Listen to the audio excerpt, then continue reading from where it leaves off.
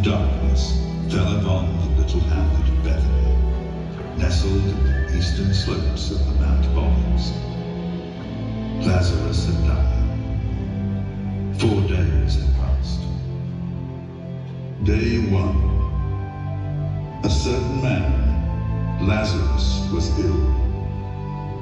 Mary and Martha, his sisters, knew that if only the miracle worker, the man from Galilee, Jesus, could get here, their brother would recover.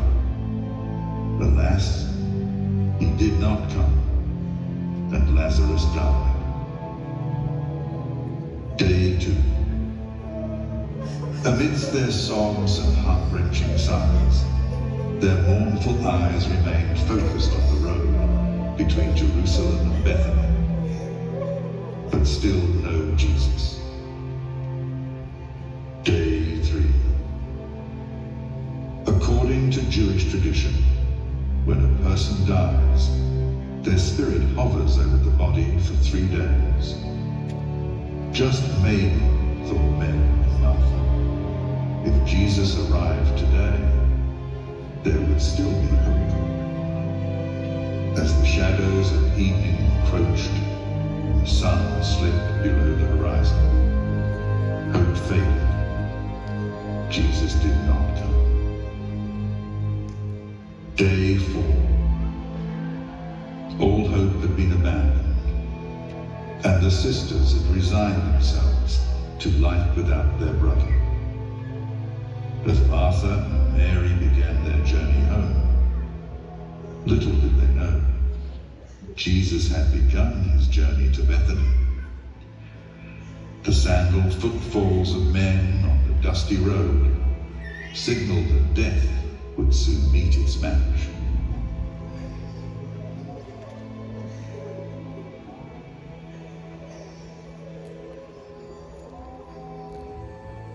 Lord, if you had been here, my brother would not have died. Martha, your brother will rise again.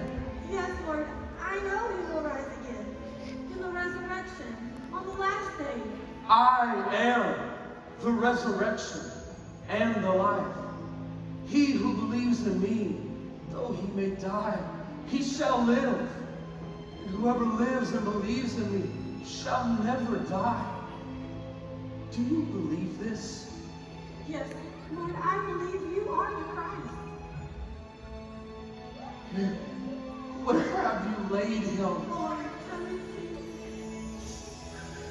Take away the stone. Oh, Lord, by now, there is a stench.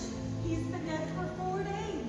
Did I not say to you that if you would believe, you would see the glory of God?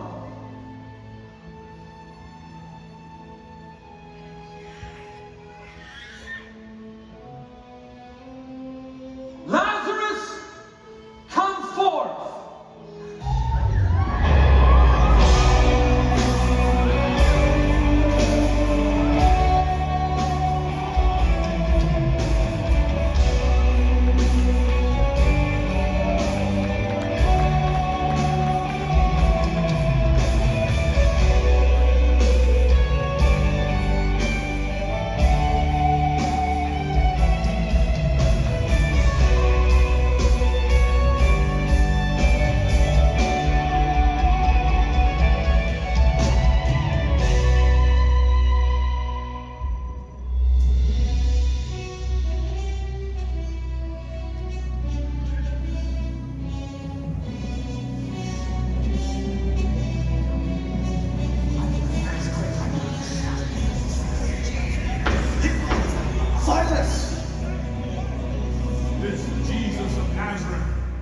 To be the Messiah.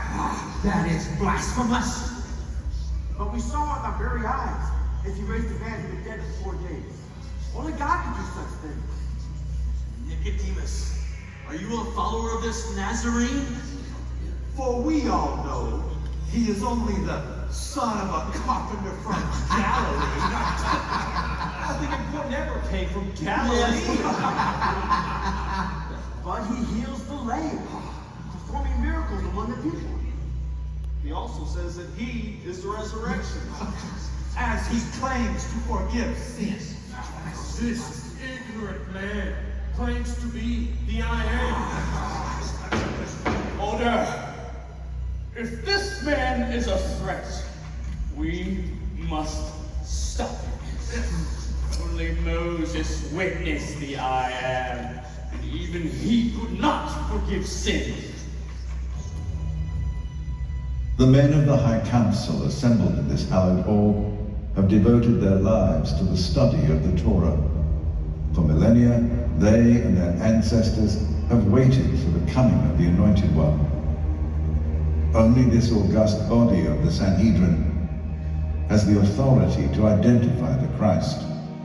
This man, this Jesus, a prophet sent from God, a worker of miracles, the one who is purported to be the I Am, does not match their ideal Messiah. These claims by an unlearned man from a less than desirable village can only be blasphemy. As masters of the law, they have been tediously trained to study every jot and tittle of the law, in which they take great pride. Since childhood, they have heard the stories of their ancestors and read writings of the prophets. Therefore these men know the voice of the One, who from the burning bush thundered, I am that I am. The I Am beckoned Abraham from the city of Ur, and made with him an everlasting covenant. The I Am stayed the plunging knife, providing for himself a sacrificial ram in substitute for Isaac. The I Am wrestled until daybreak with Jacob at the river Jabbok, changing his name to Israel. The I Am preserved Joseph in the distant lands of Egypt, promoting him to second in command. The I Am heard the anguished cries of the children of Israel, trapped in Egyptian tyranny. From the burning bush, the I Am revealed himself to Moses and commissioned him to lead Israel out of slavery. Moses demanded that Pharaoh let the Israelites go. Pharaoh refused. With dreadful signs and wonders, the I Am reiterated his sovereignty over Pharaoh and all creation by plaguing the land with blood, frogs, lice, flies, diseased livestock, boils, hail, locusts, darkness, and finally, the death of every firstborn. At last, Pharaoh relented and sent the Israelites away. When Moses lifted his rod up, the waters of the Red Sea parted like the scroll set before these men. At Mount Sinai, the I Am re-established his covenant with his people by giving them the law, the very text that these men revere and study. The men convened in this chamber cannot reconcile the ancient prophecies echoing in their ears with the radical teachings and heretical statements of this Nazarene. How could the one who said, I am that I am, of whom Moses and the prophets wrote in the sacred scrolls, ever be the same as this one from Galilee? It is reported from one of the rulers of the synagogue in Capernaum that this man claimed to be the I Am. He must be arrested as silent.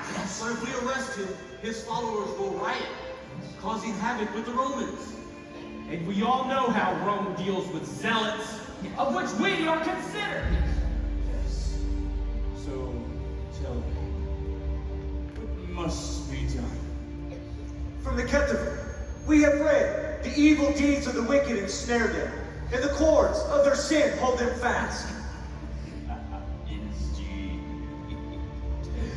We shall trap this man in his words.